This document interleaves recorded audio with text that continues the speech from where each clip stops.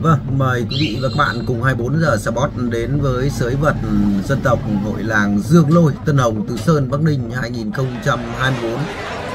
Trên đây các bạn là những đôi trẻ Kim Anh của Bắc Ninh. Đây là trận thi đấu thứ 3 của giải 2 nữ hội làng Dương Lôi. Kim Anh của Bắc Ninh đã nhị thắng và Đinh người vào theo phá ở trận thi đấu thứ 3 của giải vật nữ Dương Lôi là Đinh Thị Ngọc của Ninh Bình, trang phục xanh. Hai nữ đội chúng ta thực hiện nghi thức xe đài. Xe đài là một nghi thức không thể thiếu trước mỗi trận thi đấu vật dân tộc. Xe đài thể hiện tinh thần thượng võ, tôn sư trọng đạo, mang màu sắc tâm linh sâu xa. Hai đôi thực hiện xong nghi thức xe đài, trận đấu bắt đầu. Xét mặt thể hình thì Đinh Thị Ngọc của Ninh Bình có thể hình trang phục xanh, có thể hình tốt hơn rất nhiều so với Kim Anh của Bắc Ninh, trang phục đỏ. Liệu Kim Anh có bảo toàn được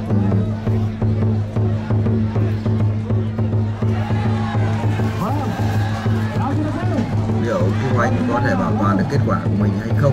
Kim Anh đã nhị thắng ở giải 3 vật nữ hội làng Dương Lôi 2024 rồi, chỉ còn một trận đấu nữa thôi.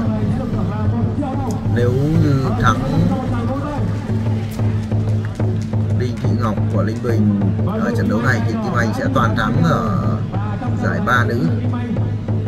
Và nếu như để thua Đinh Thị Ngọc của Ninh Bình trận đấu này thì quả thật rất đáng tiếc cho người đẹp Kim Anh của Bắc Ninh, một cô gái,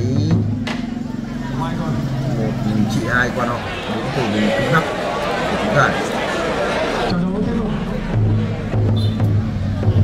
Đinh Thị Ngọc của Ninh Bình là một nữ đô đang tập luyện thi đấu cho đội tuyển vật nữ tỉnh Ninh Bình. Nữ đô có thể hình rất tốt,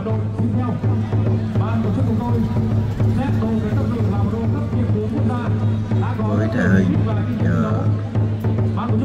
thể lực tốt hơn so với Kim Anh của Bắc Ninh. Liệu Kim Anh có thể bảo toàn được kết quả của mình ở hai trận đấu trước hay không? Chúng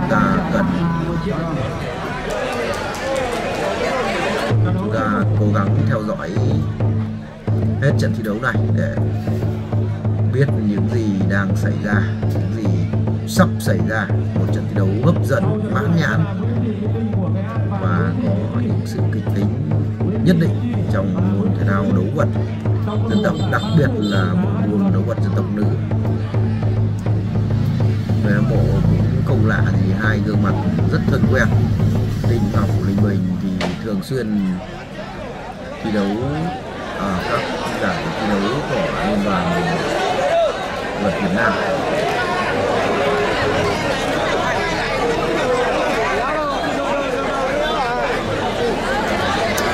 Và Đinh Ngọc của Ninh Bình đã giành được phần thưởng, những thành tích đáng khích lệ.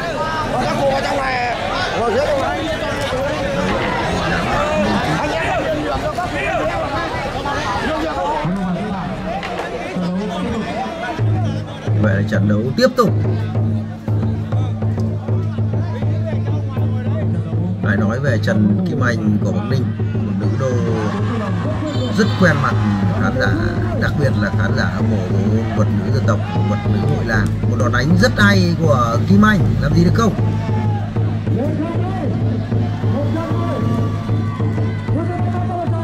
Đòn đánh như thế này thì quả là rất khó. Kim Anh hết lực rồi, một tay bám trụ nên không có thể có những đòn đánh tiếp theo ở tư thế vừa rồi. Như chúng ta đã biết thì Kim Anh sang sau làm gì được không?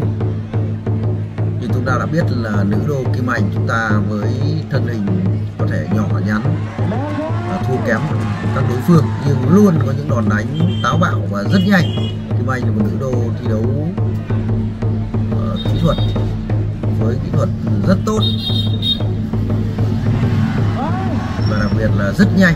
Kim Anh có tố chất thần thái thi đấu cực kỳ nhanh và sắc bén, mặc dù là có thể hình tầm thước, thường là thua kém các đối thủ của mình,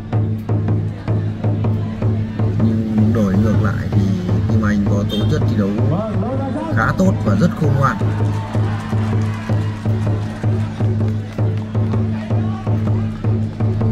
Đây là trọng tài thuộc hiệp hội trọng tài Kinh Bắc Dương Văn Thực đang làm nhiệm vụ tại sới vận Dương Lôi.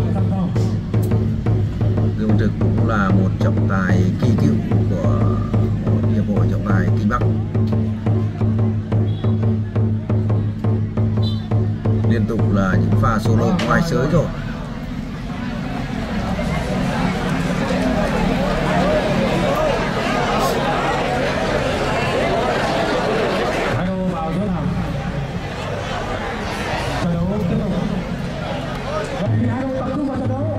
Trận đấu đã diễn ra được khoảng gần 10 phút rồi. Liên tục là những pha solo khá hấp dẫn. Với những tư thế như thế này rất dễ có thể Kim Anh không được, Kim Anh bốc bỏ thôi. Với tố chất thi đấu tốt, nhưng đối thủ của Kim Anh ở trận đấu này là Đinh Thị Ngọc của Ninh Bình, cũng là một đối thủ rất già dơ, thi đấu kinh nghiệm thi đấu rất tốt. Mặc dù em đang ở lứa trẻ nhưng thi đấu khá tốt và chỉnh chạc, và lợi thế là Đinh Thị Ngọc của Ninh Bình cũng là một nữ đô có thể lực tốt hơn Kim Anh của chúng ta. Ngoài sới rồi, idol của chúng ta tiếp tục thi đấu ở giữa thảm. Như vậy là Đinh Thị Ngọc của Ninh Bình đã thấm mệt rồi, vì rằng có thể tốt hơn, nhưng vừa rồi thì Đinh Thị Ngọc đã ra dấu xin dừng trận đấu. Và như vậy là trận đấu tiếp tục.